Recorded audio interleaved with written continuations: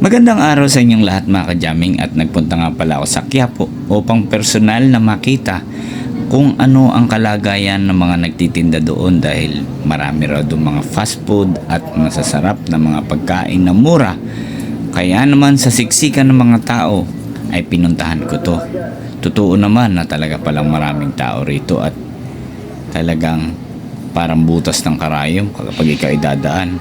At syempre nakakatakot din nga naman na magdala ka na lang ng cellphone, baka mamaya isa ka sa mga naghahabulan o nakikipaghabulan sa mga magnanakaw. Mabuti na lang may nakita tayong pulis para sila ay nagro-ronda dito. At makikita nga natin dito mga ka-jamming ang iba't ibang mga nagtitinda dito sa kalsada. Paumpisa na dito sa may malapit sa LRT Carriedo Station. At nagulat nga ako sa dami ng tao rito, ay talagang nakikipagsiksikan sila. Maobserbahan lang kung ano mga pagkain ang nakatinda dito. Kasi kaya pumunta ako dito, may mga iba't ibang nagbablog kung ano yung mga trending dito sa street food na to. At ako nga, personal ko talagang nakita na talagang pamurahan sila. Mayroong mga Hungarian, may mga iba't ibang sinangag. At pinabidyo ko nga to sa kasama ko, yun oh, sisig. Grabe.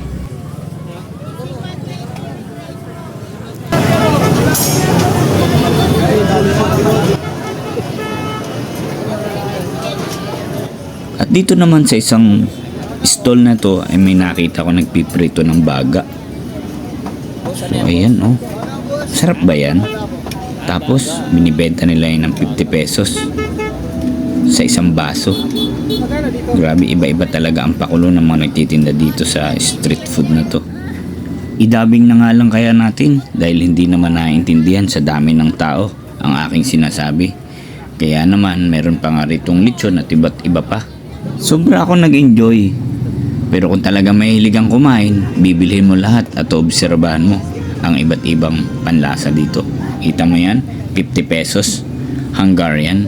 Kaya napadpad na lang ako dito sa fruit vendor at dito nga ay bumili na lang ako ng avocado flavor. Sobrang tabang mga ka-jamming. Kaya nga may nakita na lang ako dito na takoyaki. Ito na lang ang binili ko para naman mayroong ka-jamming yung aking binili na avocado juice. At ito nga ay subukan nating tikman. 10 pesos na po ang isa. Try natin kung masarap to. Yeah. Init ko lang. Sarap. Sarap ah. Sarap po kaya. Pero mas masarap ako dito. Eh? Joke lang.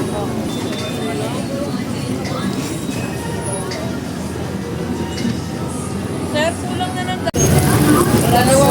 Masarap, ayos. So maraming salamat mga ka-jamming sa inyong panonood. At kung may time kayo rito, punta na kayo dito.